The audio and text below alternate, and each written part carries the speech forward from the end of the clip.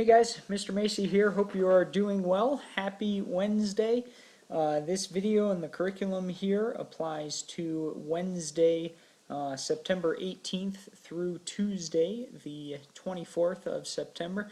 Man, almost through September here. We are cranking through, and that reminds me of a couple of things to be thinking about. First of all, check the grade book.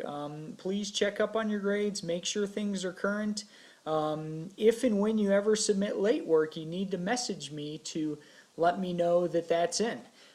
We are rolling, getting close to the end of the first unit here. In session 3, we'll be finishing up the text, continuing forward with the reader response journal format, a discussion and one other assignment looking at figurative language in Raisin in the Sun, and really we're preparing kind of for next week. Session 4 of this unit about Raisin in the Sun, you'll be composing an essay about the text, so please keep those literary journals around because they're going to be crucial in writing that essay. You know, you'll find that once you have those literary journals, it's really going to be pretty straightforward.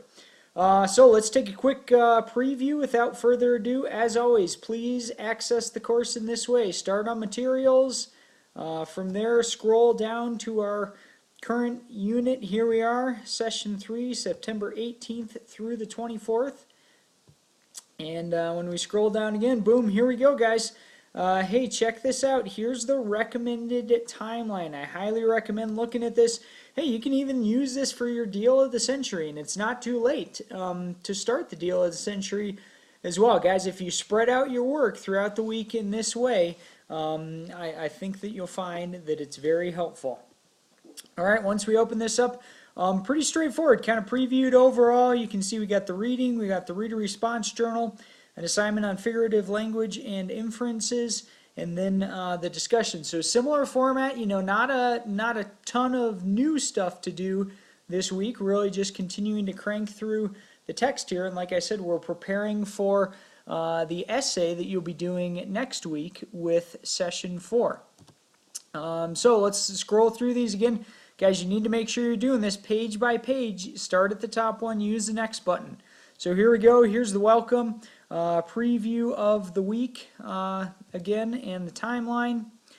Next button, finishing the Raisin and the Sun. Here's the journal template again if you want to use that again. Here's where we're turning in the journal. Hopefully you're set with that format right now. It's something that we'll use on other texts this year as well, and really pretty straightforward. You got the quote, you got the location in the player of the text, and then you have your analysis. All right. Figurative language. So we got a couple of videos here basically talking about the difference between something literal and something figurative. So assignment here is fairly straightforward. We got a couple of videos, couple of handouts, and you'll be turning in on the next page your notes from the videos and 2 or 3 sentences answering these questions. When you take notes on these little videos, please use this format. This is called Cornell Notes. So you can open up this document and type right into it, or you can do it by hand if you want. But really, this is a nice note-taking format where it's also called 2-column notes, Cornell 2-column notes. So on the left side, you kind of put either a question or a vocabulary, or maybe it's a main idea. And then on the right, you put some notes about that main idea. So, you know, for example, maybe one thing you have on the left would be literal language. And then on the right, you could say some things that you learned about literal language. Or maybe on the left, you have figurative language. On the right, put some notes. Hey, what is figurative language? What are some examples? And then at the end of those notes, you're writing a summary. So just again, it's a note-taking format. Many students find it to be very helpful. I'd like you to try it for this assignment.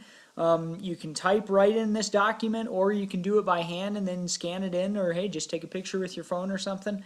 As long as you use this format, I don't really care how you get it done. So that's what we're doing there for figurative language and inferences. On this page, again, you'll be turning in both your notes and your answers to those 3 questions.